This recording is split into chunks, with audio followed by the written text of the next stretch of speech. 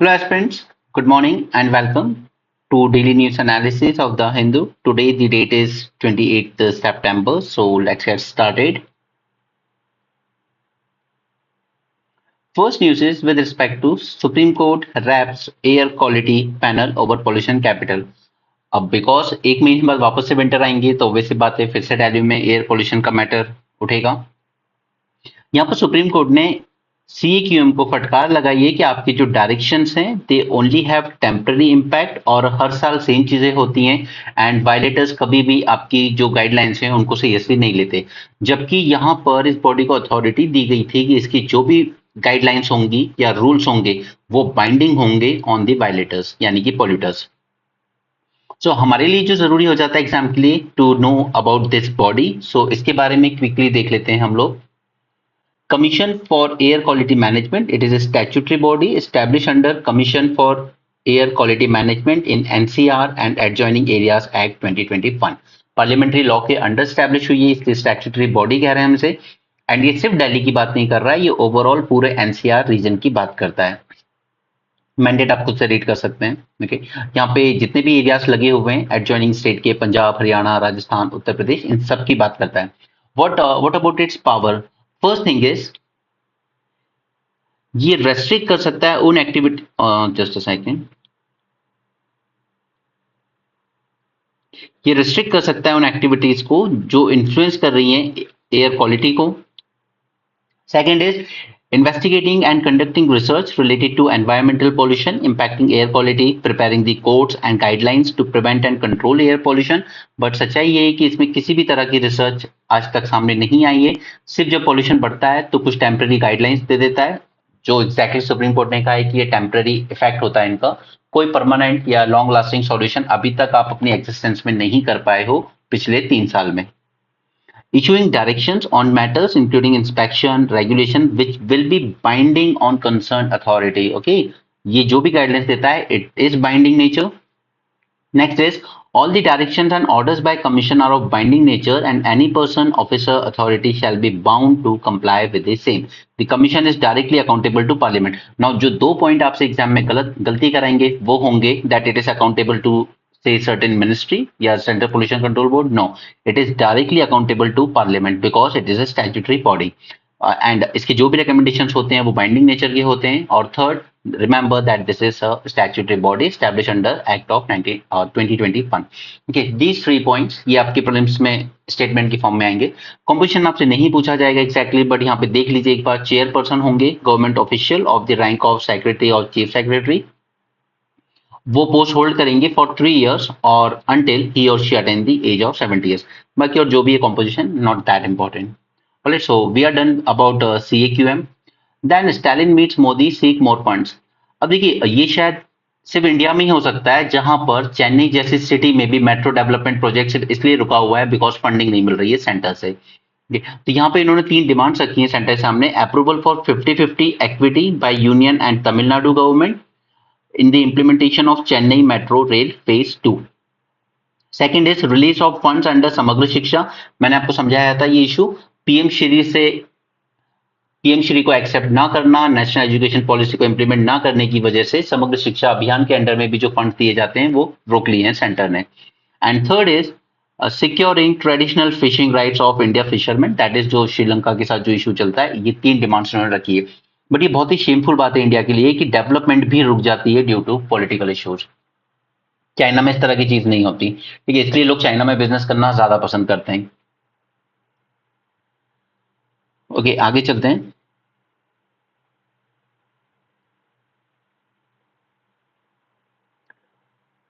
No पता है जब जॉब क्राइसिस होते हैं ना तो इस तरह के इश्यूज आते हैं सामने।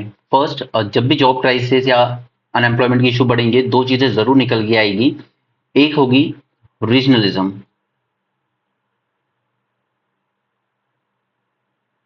और दूसरी डिमांड होगी रिजर्वेशन। आज जब हम लोग रिजर्वेशन की बात करते हैं दैट इज कुछ डिमांड करते हैं 50% की सीलिंग हटाइए, कोई कहता है कि कास्ट बेस्ड सर्वे कराइए और बताइए किसके पास कितनी कितना शेयर है पावर में, एडमिनिस्ट्रेशन में, ठीक है। या फिर आजकल प्राइवेट सेक्टर में भी डिमांड की जाती है, जैसे असम में डिमांड कर रहे हैं कि 80% जॉब्स जो है प्राइवेट सेक्टर में भी वो भी हमारे लिए रिजर्व कीजिए। हरियाणा ने ये स्टेप लिया था, 75% जॉब्स लोकल लोगों के लिए रिजर्व करने की बात की थी।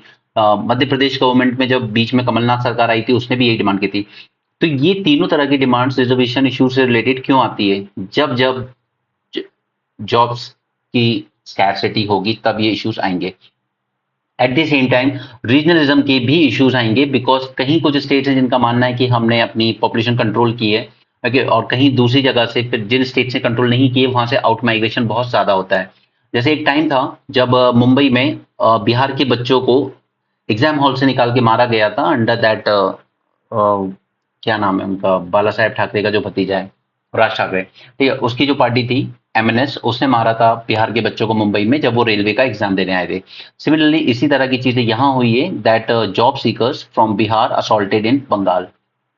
तो ये दोनों का जो मेन कॉज है regionalism and demand for reservation, increase reservation, इसका सिंपल सा है कि जब अनएम्प्लॉयमेंट ज्यादा बढ़ेगा तो इस तरह की चीजें आएंगी। और यहाँ पर परसेप्शन इसलिए है क्योंकि अगर आप देखेंगे तो बिहार के कुछ लोग जो थोड़े से एजुकेटेड सेक्शन है, they are working a lot even in Assam and as far as Arunachal Pradesh. I know one family which actually belongs from Patna, but उनके पेरेंट्स जो हैं दोनों टीचर हैं अरुणाचल प्रदेश में। Similarly, one of my friend from Bengal, basically she is from Bengal, but even their parents have been settled in Assam. Okay, तो इस तरह की चीजें होंगी क्योंकि हर जगह, चलिए बंगाल में तो आपको फिर भी वहाँ की पीएससी जाओगे तो उनका लोकल लैंग्वेज है, लेकिन ये जो हिंदी हार्डलैंड है जैसे मध्य प्रदेश, अब मध्य प्रदेश का एग्जाम सब देते हैं, ठीक है, यूपी वाले भी देंगे, बिहार के बच्चे भी, हरियाणा के भी, एंड ऑल दोस थिंग्स। और जो रीजनल लैंग्वेज जहाँ पर पेपर कंपलसरी होता है वहां पे उतना नहीं जा पाते हैं। ये पॉसिबल नहीं है कि बिहार का बच्चा जाके तमिलनाडु पीएससी की तैयारी कर ले, नॉट दैट इजी। तो ये इस तरह की चीज है, जब भी इस तरह की इश्यूज आएंगे तो रीजनलिज्म एंड रिजर्वेशन इन दोनों के लिए जिम्मेदार अनएम्प्लॉयमेंट ही होगा। अच्छी चीज नहीं है बट रियलिटी तो यही है। एनीवे, आगे चलते हैं। अब अभी तक हमने देखा था कि रशिया में काफी सारे ये जो ब्रोकर्स होते हैं, मिडिल मैन, ये लोग आपको बहला फुसला कर ले जाते हैं कि चलिए आपको करीब 2 लाख रुपए महीने तक की जॉब वहां मिलेगी और फिर काम इजी है, ऐसा है वैसा, इस तरीके से आपको ट्रैप किया जाता है। उसके बाद वहां जाकर आपका अच्छे से एक्सप्लॉइटेशन होता है। तो वैसा ही कुछ एग्जाम्पल हुआ है यहाँ पे कैमरून में। अब जब मैं चाइना की बात करता हूँ, कैमरून अफ्रीकन कंट्री है, और जब मैं चाइना की बात करता हूँ तो वो अपने यहाँ से जब इन्वेस्टमेंट देता है तो वो अपने यहाँ से लोगों को भी भेजता है, वर्कर्स को, और उस पर एलिगेशन लगते हैं कि ये वहां के लोगों के राइट्स को वायलेट करता है, वहां के उन लोगों को एक्सप्लॉइट करता है। हमारी कंपनीज और भी आगे, एल का नाम आपने सुना होगा, कुछ साल पहले दिवालिया भी हुई थी, ये बहुत बड़ी इंफ्रास्ट्रक्चर कंपनी है। इसी पर एलिगेशंस लगे हैं कि इसने 4 महीने तक इन लोगों के पेमेंट्स नहीं दिए, ठीक है, इनको ऐसे हालात में रखा जैसे कि कोई बॉन्डेड लेबर को रखता है। तो यहाँ पर फिर फाइनली पूरा मैटर रेज हुआ, जहां से इन्होंने वीडियो बना के अपनी फैमिलीज को भेजा। फिर वहां से झारखंड सरकार के मंत्रियों तक बात पहुंची, वहां से चीफ मिनिस्टर हेमंत सोरेन तक, फिर उन्होंने एक्सटर्नल अफेयर मिनिस्ट्री के साथ कोऑर्डिनेट किया और एल को प्रेशराइज किया गया कि वहां से उन लोगों को वापस भेजिए जो इनह्यूमन कंडीशन में आप उनसे वर्क करा रहे हैं, और उनके जितने भी वेज वगैरह हैं उनको पे कीजिए। तब जाकर इन्होंने 30 लाख रुपए पूरे पे किए इन वर्कर्स को एंड इनको वापस इंडिया बुलाया। But the core issue is कि किस तरीके से एक्सप्लॉइटेशन होता है वर्कर्स का in the name of job. अब हम लोग इसराइल भी भेज रहे हैं काफी लोगों को वर्क करने, specially Haryana and western UP से।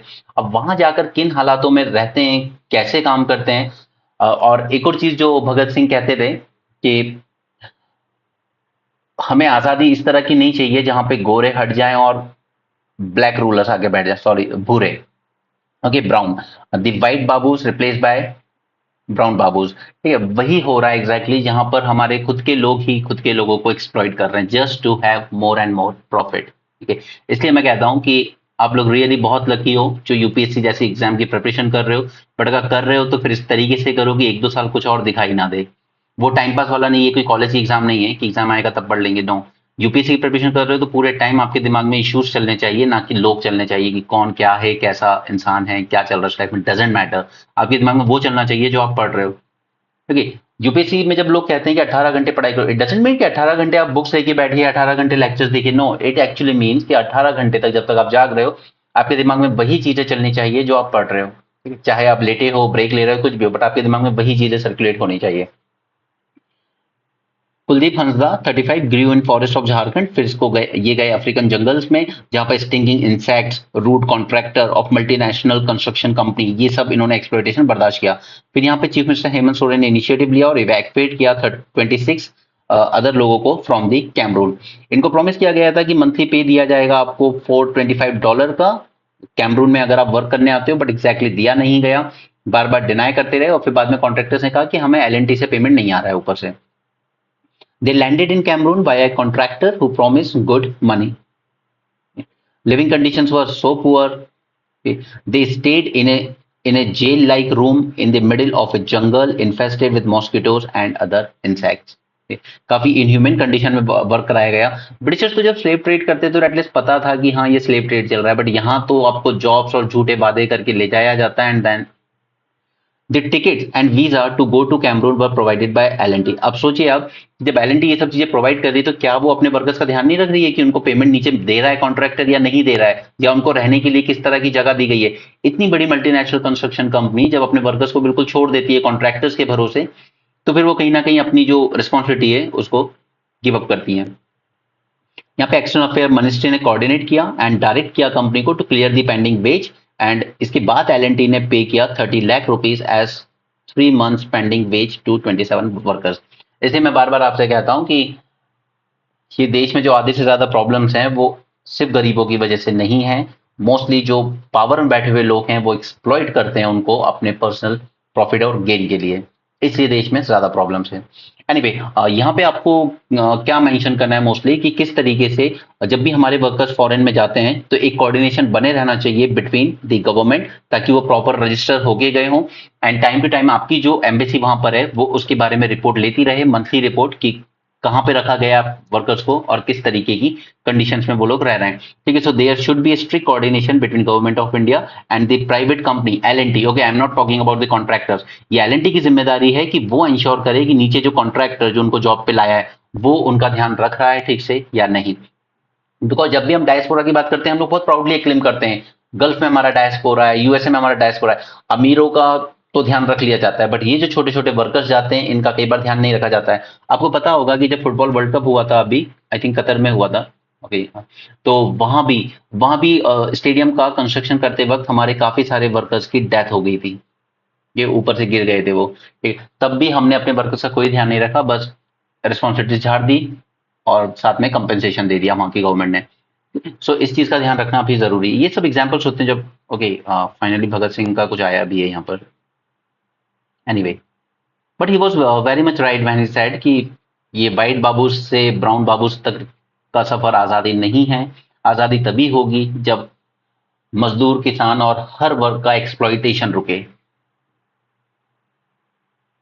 सेल्फ रिस्पेक्ट मूवमेंट, इसका पहले मैं आपको 5 मिनट में स्टैटिक पढ़ाऊंगा what was the self respect movement, उसके बाद हम आते हैं कि what we can call as self respect movement 2.0। पहले थोड़ा सा इसका स्टैटिक बता देता हूं जो कि मैं आपको हिस्ट्री रिवीजन सीरीज में भी इसी तरीके से कराऊंगा। First, this is mister Ramaswamy Naicker. Okay, इनकी बात जब हम लोग करते हैं तो इनको बाद में टाइटल दिया गया पेरियार का। ये काटिए, गलत लिख गए। इनका ये मानना था कि ये जो रिलीजन है, specially the Brahmanical religion and the Brahmin priest वगैरह, ये जब इंटरप्रेट करते हैं अपने सैक्रेड रिलीजियस टेक्स्ट को, it is the prime instrument of exploitation of the lower caste. इनका ये मानना था कि it was not against Brahmins but actually the Brahmanism.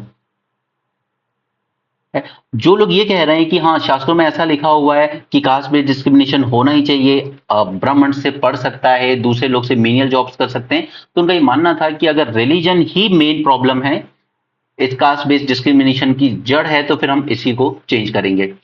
इन्होंने ज्वाइन की थी इंडियन नेशनल कांग्रेस 1919 में, लेकिन रिजाइन कर दिया था 1925 में, and 1925 was the same year जब आरएसएस जैसे ऑर्गेनाइजेशन की स्टैब्लिशमेंट हुई।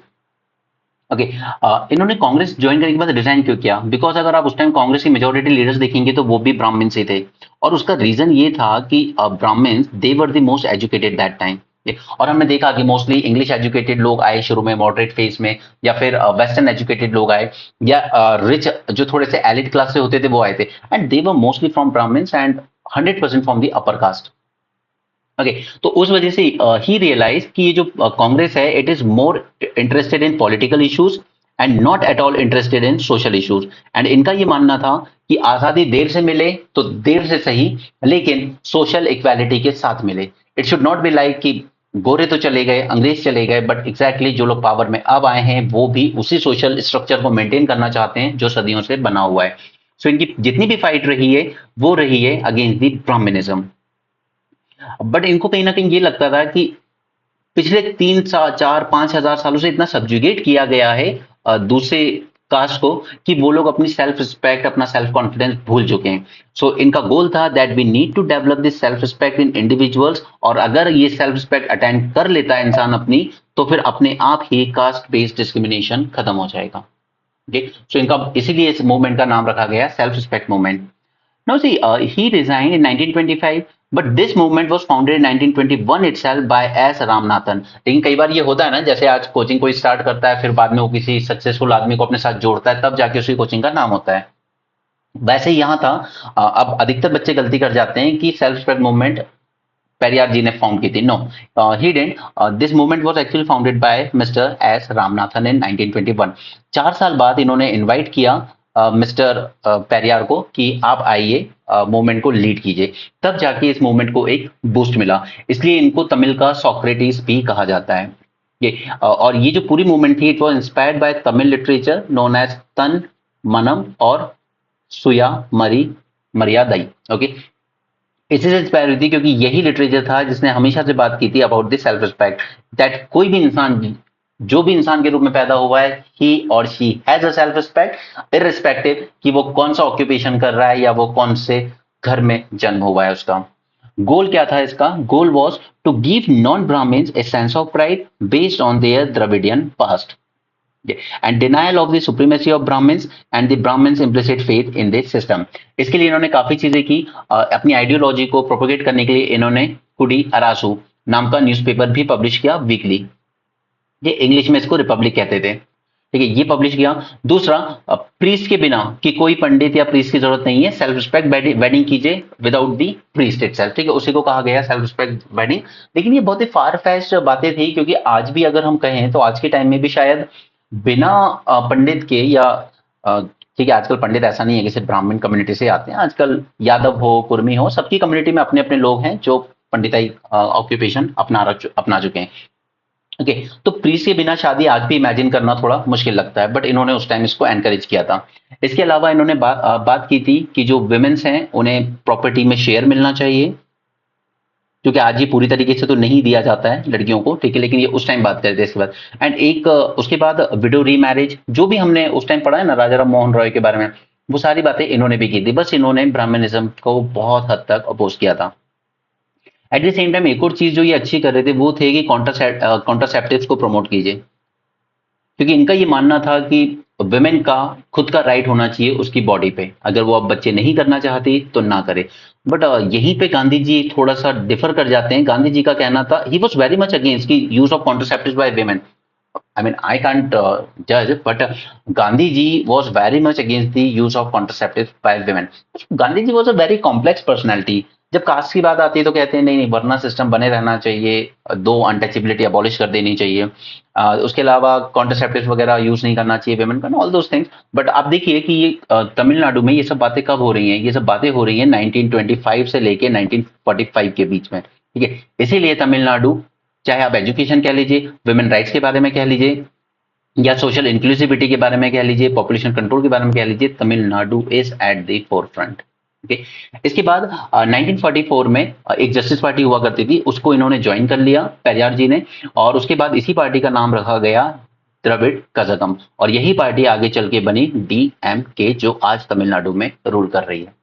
ओके, सो ये हो गए बेसिक्स जो हम लोग हिस्ट्री में पढ़ते हैं। अब यहाँ पर ये सेल्फ रिस्पेक्ट मूवमेंट 2.0 की बात कर रहे हैं, तो ये क्या है?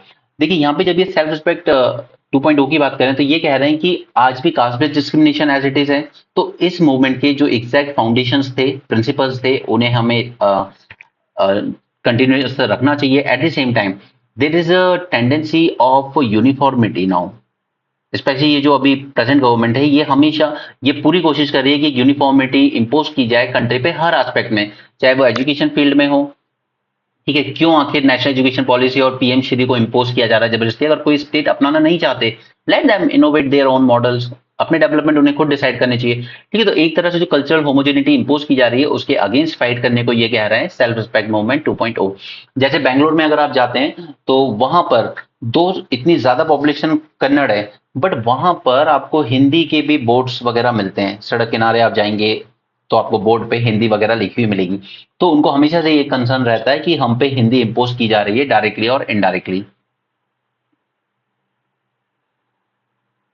This year marks 100 year of self respect movement, an emancipatory movement to empower individuals and communities to challenge and overthrow the hierarchical structure that oppress them.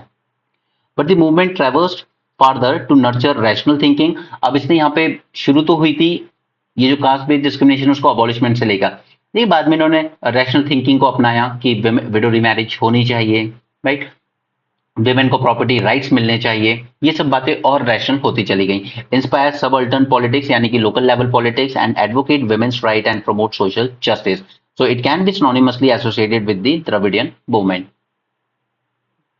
इन्होंने यहाँ पे लॉन्च किया first issue of Tamil weekly that is कोडी अरासू, जो अभी मैंने आपको बताया। ठीक है, इसके अलावा Periyar departure from the INC in 1925। The publication exhibited a strong zeal for social reform beyond merely advocating the political gains of communal representation. ये काफी क्रिटिसाइज कर रहे थे आईएनसी एंड ब्राह्मणिज्म को, क्योंकि उस टाइम पर Congress party was highly dominated by the Brahmins. Justice Party बनी थी 1920 में और इसने गवर्नमेंट भी बना ली थी जब मैड्रास प्रेसिडेंसी के इलेक्शन हुए थे।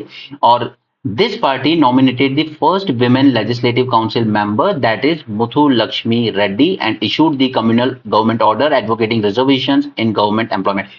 तो आप देख सकते हैं कि यहाँ पर मैड्रास प्रेसिडेंसी थी वो दो चीजों में फोरफ्रंट पे थी। पहला, एक women legislative council member that is Muthu Lakshmi Reddy, इनको नॉमिनेट किया इन्होंने। एंड सेकंड कि रिजर्वेशन की बात बहुत आगे चल के आई, लेकिन इन्होंने caste based reservation specially in government employment and education पहले ही इंप्लीमेंट कर दिया था। साथ में इन्होंने first self respect conference organise की इन 1929। बात की गई यहाँ पे इस कॉन्फ्रेंस में about the equal property rights for women. अब ये बहुत बड़ी बात है उस टाइम 1929 में ये सब बातें सोचना। एबॉलिशन ऑफ कास्ट नेम्स, जो मैं आपसे भी कहता हूँ कि जब लोग हिंदू राष्ट्र की बात करते हैं तो there is a counter point कि चलिए पहले एक हिंदू राष्ट्र छोड़िए, अभी हिंदू विलेज बना लें पहले। क्या लोग अपने सरनेम ड्रॉप करने को तैयार हैं? क्या लोग इस बात के लिए तैयार हैं कि सबके बच्चे एक साथ स्कूल में एक ही तरीके से पढ़ेंगे? ठीक है, क्यों सरनेम लगाने? अगर बात हिंदू राष्ट्र की है तो फिर सिर्फ हिंदू नाम से जाने जाएं। सरनेम आइडेंटिटी बता देता है, सरनेम से पहचान हो जाती है। शर्मा जी को शर्मा जी कह के बुलाया जाएगा, प्राउड फील करेंगे। लेकिन वहीं किसी को पासी को या चमार को उसके सरनेम से बुलाया जाएगा, वो नहीं एक्सेप्टेबल है सोसाइटी में। ओके, सो यहाँ पे ये लोग यही बात कर रहे हैं, abolition of caste name, education, employment opportunities for women, marital equality and more. Periyar leveraged this to turn the focus from mere non-Brahmin political representation to the remedies for religion-sanctioned lower caste groups, the depressed classes and women within society. So first 100 years complete हो गए almost. अब self respect 2.0 की बात कर रहे हैं यहाँ पे। तो ये मूवमेंट ने पूरे रेडिकल सोशल रिफॉर्म्स की बात की, also including that introduction and the popularization of self-respect marriages, which removed the necessity for Brahmin priests and religious rituals. It symbolized a break from the tradition. Self-respect marriages were enacted into a law in 1967 and thereby marking the first legislative achievement. और ये सब DMK government जो है वो इसलिए काफी हद तक जब नॉर्थ इंडिया से कोई बातें होती रिलीजन की तो वो काफी अगेंस्ट होती है। जैसे अभी वहां के चीफ मिनिस्टर के जो बेटे थे उदयन स्टालिन, ऐसे कुछ नाम है, ठीक है, उन्होंने स्टेटमेंट दे दिया था कि ये जो हिंदू रिलीजन है ये एक बीमारी जैसा है। तो डीएमके ही था जिसने सेल्फ रिस्पेक्ट मैरिजेस के लिए प्रॉपर लॉ इनैक्ट किया था in 1967। The advocacy for women's liberation from the oppressive social norms, widow remarriage को एनकरेज करना था, right to divorce, right to property and even abortion. See now they are even talking about the abortion in that time. Even Gandhi ji जिसके against थे। आज भी कई countries हैं, even the western develop countries, जहां पे अबॉर्शन लॉज इजी नहीं है। हमारे यहाँ भी एक पर्टिकुलर आप अगर 24 वीक या 28 वीक तक पहुंच गए तो उसके बाद अगर आपकी जान पे जब तक खतरा ना हो अबॉर्शन नहीं किया जाएगा। कई केसेस ऐसे भी आए जहां पे रेप विक्टिम्स को उस बच्चे को बर्थ देना पड़ा जो एक रेपिस्ट का था, जिसने उसके साथ रेप किया था, ठीक है, लेकिन कोर्ट ने अलाउ नहीं किया अबॉर्शन। और ये लोग उस वक्त बात कर रहे हैं कि women को राइट टू डिवोर्स भी होना चाहिए एंड राइट टू अबॉर्शन भी होना चाहिए। Additionally, the movement criticized ancient texts that degraded women and actively promoted contraception as means of empowering women to control their own bodies. ये 100 साल पहले बातें हो रही हैं सब। इंटरकास्ट मैरिजेस को प्रमोट करने की बात की गई। They advocate the prioritization of social reform over political independence, और यही इनके अगेंस्ट सबसे बड़ा क्रिटिसिज्म बन गया जब इनके ओपोनेंट्स इन पे एलिगेशन लगाए कि देश की आजादी के साथ नहीं है। वो आजादी के साथ थे, बट उनका मानना था कि political independence should come with social justice. Social justice and inequality के बिना अगर हमें पॉलिटिकल इंडिपेंडेंस मिल भी जाती है तो वो फर्दर वही करेगा, exploitation of powerless by the powerful. The self-respect movement was not opposed to independence but warned of a replacement of British rulers with allied Hindu caste groups. The movement has its own set of challenges also. It is essential for every movement to redefine itself and its role in contemporary society. अब कोई भी चीज जो वक्त के साथ बदलेगी नहीं, इवॉल्व नहीं होगी, वो फिर खत्म हो जाती है। तो इसी में ये कह रहे हैं यहाँ पे कि today there is an opportunity to revive this movement, क्योंकि यहाँ पे कल्चरल होमोजेनाइजेशन इम्पोज किया जा रहा है by the right wing government कह लो या राइट विंग एलिमेंट्स कह लो। The ideology of Hindutva, it poses a significant challenge to the principles of self-respect movement by promoting a singular identity that seek to assimilate India's diverse cultural practices into an standardized framework. This homogenization undermines the distinct regional, linguistic, gender and caste-based identities. ठीक है, आजकल new complex identities develop हो रही हैं, जैसे कि LGBT rights, gender fluidity, इन सब की भी बातें करनी चाहिए आज सेल्फ रिस्पेक्ट मूवमेंट को, क्योंकि अल्टीमेटली तो एलजीबीटी कम्युनिटी वो भी तो अपनी सेल्फ रिस्पेक्ट के लिए ही फाइट कर रहे हैं ना आजकल। The information era today is rife with misinformation and falsehood in the guise of free speech. The digital and social media are manipulated to reinforce and aggravate caste biases and group prejudices.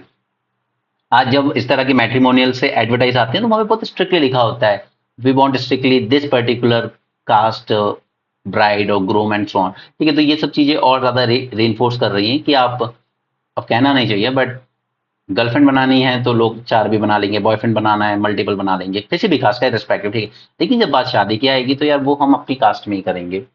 Even this generation has that casteist mindset. Not everyone, but at least 70% of the youth have that casteist mindset. Confronted with the cultural homogenization and rising divisive ideologies operationalized by the host of organizations like RSS, the movement must intensify its fight for social justice, equality, and rationalism. Just a second, let me mute this.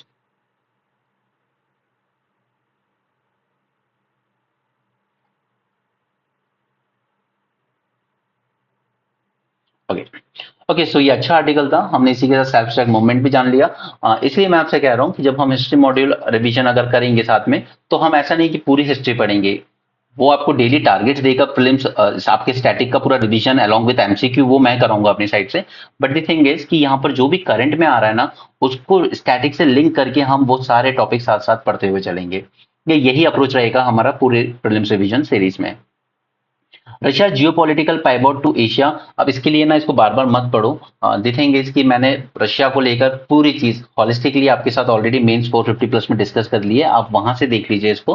क्योंकि उस lecture के बाद इसमें कुछ नया बचा नहीं है जो आपको और कुछ जानना हो, ठीक है। बाकी मैंने हाईलाइट किया है इस आर्टिकल को, मैं आपको टेलीग्राम ग्रुप में पोस्ट कर दूंगा, बट इसमें ऐसा कुछ भी नया नहीं है। आपको ये सब बता ही चुका हूँ मैं, $100 बिलियन तक के ट्रेड का हम लोगों ने वो रखा है गोल एक दूसरे के सामने, ठीक है। तो इसमें हम लोग कुछ बात नहीं करेंगे ज्यादा। और दूसरा, हमारे एक्सपोर्ट जरूर बढ़ रहे हैं थोड़े से, जैसे मोबाइल फोन्स वगैरह हम लोग ज्यादा करने लगे, इलेक्ट्रिकल इक्विपमेंट्स वगैरह करने लगे। बट द थिंग इज कि ये सब जो हो भी रहा है ना, वो सिर्फ हमारी टेरिटरी में खुले हुए फॉरेन कंपनीज के जो असेंबली प्लांट से वहां से असेंबल हो रहा है और एक्सपोर्ट हो रहा है रशिया में। इसमें इंडिया का इंडियनाइजेशन वे में अगर हम कहें तो ऐसा कुछ बड़ा नहीं दिखता है। फॉरेन कंपनी से आके यहाँ पे प्लांट खोल लिए, वो अपने मोबाइल फोन असेंबल करती हैं और फिर एक्सपोर्ट कर देती हैं। Okay, and second thing is कि हम लोग बात कर रहे हैं मेक इन इंडिया, पीएलआई, इस तरह की स्कीम्स की, ताकि हम प्रमोट कर सकें अपने प्रोडक्शन और एक्सपोर्ट्स को। बट थिंग इज कि रशिया भी साथ में यही कर रहा है, वो भी अपना जो इंडस्ट्रियलाइजेशन है उसको प्रमोट कर रहा है, ठीक है। तो ऐसा कुछ नहीं है कि इंडिया के लिए बहुत बड़ी अपॉर्चुनिटीज कोई निकल के आएंगी।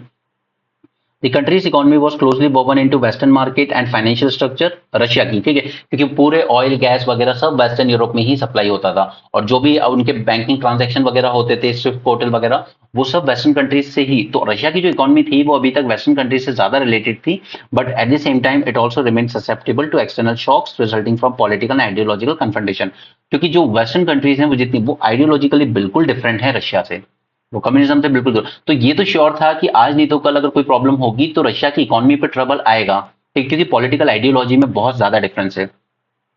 चाइना के साथ ट्रेड देख लीजिए कितना है रशिया का, $240 बिलियन ट्रेड, और हमने गोल रखा है कि हम $100 बिलियन करेंगे, वो भी बाय 2030। तो ये दिखाता है कि रशिया की डिपेंडेंसी चाइना पर कितनी ज्यादा है। India's position of non involvement in the European conflict served as a guarantee for stability in policy planning.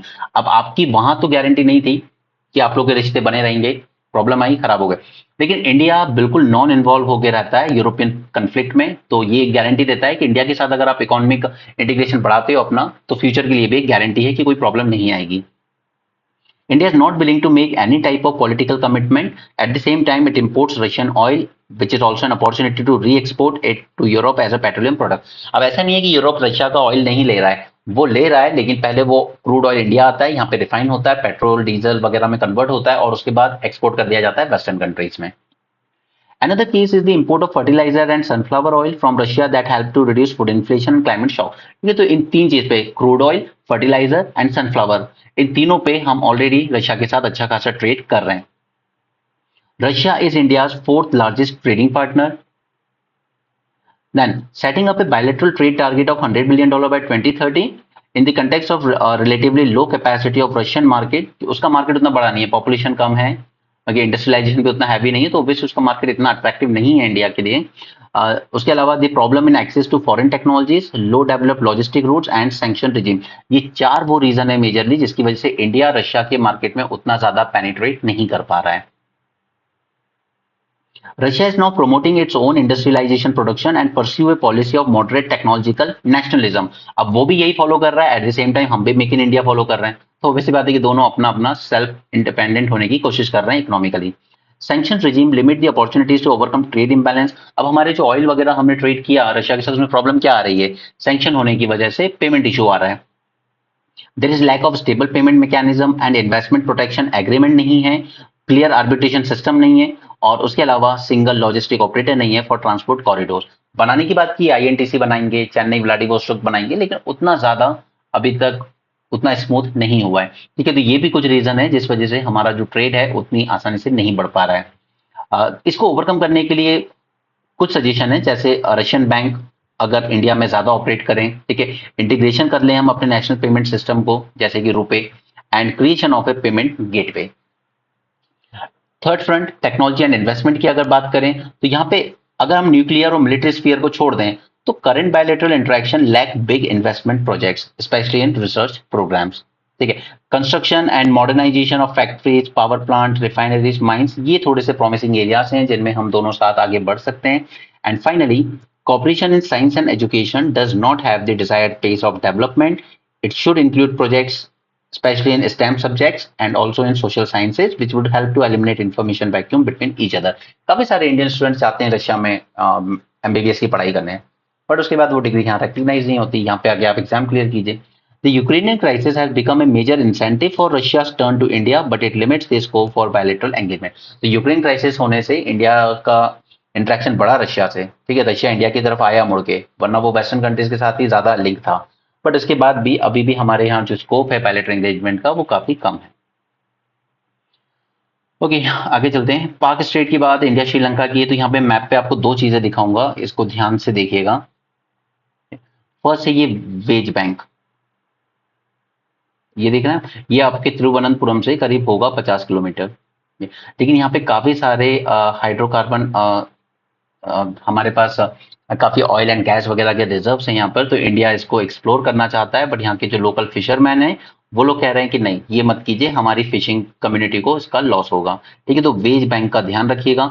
ये हमने श्रीलंका के साथ एग्रीमेंट किया था और श्रीलंका ने कहा था ओके, इस पे हमारा कोई राइट नहीं है, इस पे पूरी तरीके से इंडिया का ही राइट होगा, ठीक है। हाइड्रोकार्बन एक्सप्लोरेशन हम लोग यहाँ पर कर रहे हैं। श्रीलंका की बात कर लेते हैं, तो ये लोकेशन अब तक तो याद हो गई होंगी, ये है पाक स्ट्रेट, ठीक है, this is Palk Bay, this is Adam's Bridge यानी कि Ram Setu, and this is Gulf of Mannar which is also a biodiversity hotspot. ये है त्रिंकोमल्ली, जहाँ पे हमने काफी सारे ऑयल स्टोरेज के लिए टैंक्स वगैरह जो ब्रिटिशर्स ने बनाए थे वर्ल्ड वॉर 2 में, वो लीज पे लिए हमने ऑयल स्टोरेज के लिए, स्ट्रेटेजिक ऑयल रिजर्व के लिए। ठीक है, हम अपने यहाँ भी कर रहे हैं, यहाँ भी कर रहे हैं, और हम यूएई में भी कर रहे हैं उन्हीं की जमीन पे। ठीक है, तो ये लोकेशन याद रखिए। इसके अलावा ये है कचाथीवू आइलैंड जिसकी बात हमने बार बार की है। वेज बैंक के, और ये Katchatheevu and this is Wadge Bank. Wadge Bank के बारे में थोड़ा सा जान लेते हैं। It is located south of Kanyakumari, that is Cape Comorin, and this is a resource-rich deep sea fishing ground. It is a continental shelf nearly 80 kilometers seaward from the coast of Kanyakumari. India Sri Lanka का जो agreement हुआ था 1976 का, it recognise Wadge Bank as part of India's exclusive economic zone, granting India sovereign rights over the area and its resources. So under this agreement Sri Lankan fishing vessel and personnel were not allowed to engage in fishing activities in the Wadge Bank. तो हमने इनको Katchatheevu island दे दिया था और इन्होंने हमें veg bank दे दिया था अल्टीमेटली। ओके, सो ये जो 76 का एग्रीमेंट हुआ था, इसमें दो चीजें मिली थी, कच्चाथीवू एंड वेज बैंक। और अगर आप रिसोर्स पोटेंशियल से देखेंगे तो this was a fair deal, क्योंकि ये इंडिया के ज्यादा काम का है rather than this. The agreement allowed Indian fishermen to use the resources in the Wage Bank area, and in late 23 Ministry of Petroleum and Natural Gas इसे invite किए थे notice under this help, that is hydrocarbon exploration licensing policy for exploration of oil in Wage Bank. However, residents of the area objected to it, highlighting area's importance for fishing communities in Kanyakumari. Okay, तो ये याद रखिएगा, ये सब prelims में आपको बहुत काम आने वाला है। UK back permanent seat for India in UNSC. अब ये बातें ना आप शायद आज सुन रहे होंगे, but even when I used to be in my college days in 2010, तब भी इसी तरह की न्यूज आती थी, फ्रांस ने सपोर्ट कर दिया हमें, यूके ने सपोर्ट कर दिया, यूएसए भी सपोर्ट कर देगा, रशिया भी सपोर्ट कर देगा, बस चाइना नहीं कर रहा है। बट सच्चाई ये है कि जब भी ऐसी नौबत आएगी ना जहां पे परमानेंट इलेक्शन हो रहा होगा, तब ये सारी कंट्रीज बैकआउट कर जाएंगी, क्योंकि 5 कंट्रीज अगर अपने पास सुपर पावर रख के बैठी हुई हैं, वीटो पावर, तो कोई भी कंट्री नहीं चाहती कि इस पावर में और डिस्ट्रीब्यूशन हो। ठीक है, तो ये तो सब बोल बच्चन है फालतू के, हम आपको सपोर्ट करेंगे, हम करेंगे, बट जब टाइम आएगा तब नहीं करेंगे। अब ये रिपोर्ट है national commission for scheduled tribe की, that these Bangladeshi infiltrators is changing the demography of Jharkhand region. मैंने कल भी आपको बताया था कि चाहे त्रिपुरा हो, असम हो, बंगाल हो, उड़ीसा, झारखंड हो, परेशान हो चुके हैं लोग इनसे, बांग्लादेशी इन्फिल्ट्रेशन से। इसलिए इस बॉर्डर को सील करना बहुत जरूरी हो गया है। वहां अपनी पॉपुलेशन बढ़ाते हैं, फिर इंडिया में आ जाते हैं और फिर प्रॉब्लम शुरू करते हैं यहाँ पे। ये डेमोग्राफिक चेंज एक रियलिटी है, स्पेशली वेस्ट बंगाल में। और ममता बनर्जी आज चाहे उन्हीं को वोट बैंक बना के बैठी हो, बट प्रॉपर मनमोहन सरकार के time she cried in the parliament कि आप लोग कुछ कीजिए, बांग्लादेशी इन्फिल्ट्रेशन की वजह से बंगाल में डेमोग्राफिक चेंज हो रहा है। और बाद में जब उनको रियलाइज हुआ कि कोई भी सेंट्रल गवर्नमेंट सीरियस नहीं है इस मैटर को लेके, तो इन्हीं बांग्लादेशी इमिग्रेंट्स को ममता जी ने अपना वोट बैंक बना लिया, उन्हें राशन कार्ड बना के दे दिए, राशन कार्ड की दम पे वो वोटर लिस्ट में एनरोल हो गए, और उसके बाद वो पूरा एक वोट बैंक बन गया ममता बनर्जी का। Naming Arunachal peak after 6th Dalai Lama is illegal, null and void, ये कहना है चाइना का। ये सब कुछ नहीं होते हैं, ये सिर्फ एक डिप्लोमेटिक प्रेशर बनाने की कोशिश होती है कि आपके दिमाग पे बेवजह आपको टेंशन देने के लिए। कभी वो नेम कर देता है अरुणाचल की जगह का, बट उससे स्टेटस को में कोई चेंज नहीं होता, कोई फर्क नहीं पड़ता। हम भी यहाँ पे जो अरुणाचल पीक है उनको नेम कर दिया हमने at the name of 6th Dalai Lama. Okay, इसका नाम था सांग्यांग ग्यात्सो पीक। ओके, तो ये तो सब छोटी छोटी बातें हैं, ये कहीं आपके काम भी नहीं आएंगी, ये तो सब एक दूसरे पे प्रेशर बनाने के लिए करते हैं हम लोग। सेम यहाँ पे ब्रह्मोस एयर स्पेस है, वो कह रहा है हम जॉब कोटा देंगे अग्निवीर को। अब सच्चाई ये है कि आप ये जो 21-21 साल के आएंगे, उनको जॉब कोटा के नाम पे क्या दोगे? आप उनको बंदूक लेके बाहर खड़ा कर दोगे बस एज अ सिक्योरिटी गार्ड, बस इतना ही होता है। जैसा कि बीजेपी के कैलाश विजयवर्गीय जी ने स्टेटमेंट दिया था कि अगर मुझे अपने बीजेपी ऑफिस के बाहर सिक्योरिटी खड़ी करनी होगी तो मैं इनको चूज करूंगा, अग्निवीर को। ठीक है, तो वो एक तरह की इंसल्ट ही होती है।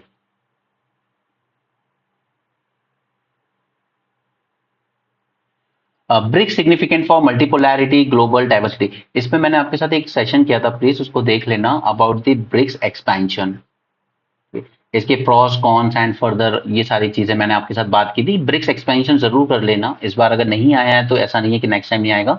जब एक्सपेंशन हुआ था तो यहाँ पे इंक्लूड किया गया था इजिप्ट को, इथियोपिया को, ईरान को और यूएई को।